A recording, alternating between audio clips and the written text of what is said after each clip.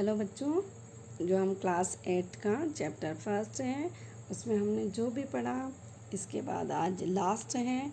इसके बाद ये चैप्टर ख़त्म हो जाएगा। तो हम सबसे पहले यहाँ से पढ़ते हैं कि इम्पोर्टेंस ऑफ ऑफिशियल रिकॉर्ड। ये उस दिन मैंने आपको समझा दिया था शायद कि उस समय पे जो अधिकारियों ने रिकॉर्ड रखे थे उसको यानी सुरक्षित रखने के उद्देश्य उन्होंने अलग से एक रिकॉर्ड रूम बनाया था, है ना? याद है आपको? रिकॉर्ड रूम बनाया था जिसके अंदर उन्होंने सारी चीज़ों की को अच्छे से रख रखा था। और इस रिकॉर्ड को रखने के लिए उनमें बहुत पहले से ही इस बारे में इंटरेस्ट था और उन्होंने keeper of India company records 1771 में स्टेबल किया था, जो कि एक कर्व रिकॉर्ड के स्टेबल करने के लिए और ऐसे जो हिस्टोरिकल अभिलेख हैं या हिस्टोरिकल रिकॉर्ड है उन्हें प्रिजर्व करता था। ठीक है, मिल गया आपको? चलिए अब आगे बढ़ते हैं अपन। Towards the end of the East India Company governs in India, an increasing number of documents were sent to London and cooperated into the record. अब भारत में जो ईस्ट इंडिया कंपनी के शासन जो था वो उनके एंड की ओर चल रहा था, तो लंदन में दस्तावेजों की संख्या यानी कि डॉक्यूमेंट्स की संख्या जो थी वो भेजे जा रही थी, बढ़ती संख्या को भेजा गया।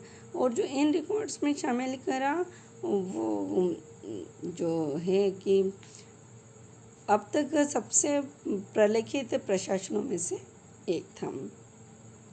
He is the most document administration ever. However, when the control of the India was transferred to the India office, they set to committee to review the records provide to the East India Company. तो उन्होंने जो east India company थी वो द्वारा प्रदान की गई मंदी की समीक्षा के लिए एक जो कमेटी थी वो स्टेबल करी और उसके बाद on the committee recommendation more than 300 tons of record were sold of the West paper. Although this was certainly a great loss to the collection, there are evidence that many of these records were two duplications or contain a very little relevant information. It means समितियों की सिफारिश पर 300 ton से अधिक अभिलेखों को ऐसे जैसे रद्दी बेचते हैं ना, ऐसे अपशिष्ट खराब चीज़ों के जैसे में बेच दिया गया। परंतु एक कुछ चीज़ों का उन्होंने कलेक्शन भी कर रखा। ये इस चीज़ से हमको पता लगता है कि जो कुछ रिकॉर्ड तो डुप्लीकेट थे और इसके कारण कि हमको कुछ ऐसी जानकारी बिल्कुल परफेक्शन जिसको क्या वैसी हमको जानकारी मिलने के लिए थोड़ा सा दिक्कत आती है। अब हम पढ़ते हैं आगे। But this official record do not tell a complete truth. लेकिन हम इन रिकॉर्ड को पूरी तरह से सही नहीं बता सकते, क्योंकि because this records were written by official of that time. क्योंकि जो उस समय के अधिकारियों द्वारा लिखे गए थे। अब सीधी सी बात है, जो भी अपने बारे में लिखेगा वो अपनी गलत चीज़ें तो लिखेगा ही नहीं, जो अपनी अच्छी चीज़ें वही लिखेगा। तो उन्होंने भी वही करा, क्योंकि जो उस समय के अधिकारी थे उनके द्वारा लिखा गया था। इसलिए हम ये नहीं कह सकते कि वो जितने हैं वो सब सही हैं। They wrote what ever the rule of that time said and what they thought. वो उन्हीं को जो उन्होंने उस समय के शासक ने जो लिखा, जो वो सोचा वो लिखा उसने। They hide and fact that they want to hide and show one aspect of the event. The record showed that act taxes introduced by the British to mark their success, but they do not represent how this act and taxes affected India.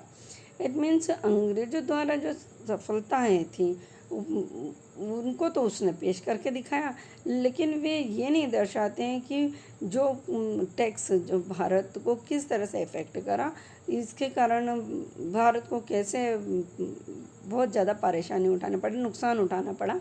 इसलिए इस record की सफलता और उपलब्धि का हम ये नहीं कह सकते कि इतने ट्रू थे। The official record was a represent to the success and achievement but do not to represent to the fall out of the British administration. They also do not represent and to reaction and situation of Indians of every shepherds of society. The records tell us about British work for the betterment of India but do not tell about the needs of people of India.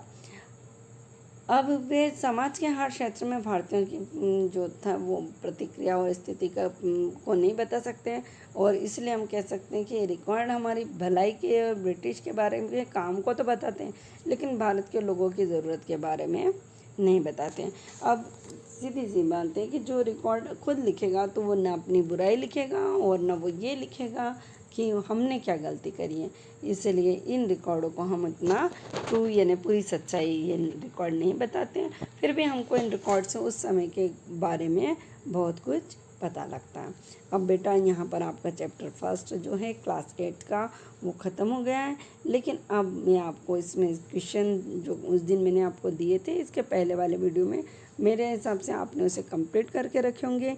अब कल मैं आपको कुछ text book के जो हैं questions वो करवाऊंगी, तो आप रेडी रहिएगा और हो सके तो आप इस लेसन को एक आधी बार और रिपीट करके रखिएगा ताकि आपको क्वेश्चन आंसर करने में कोई दिक्कत नहीं आए।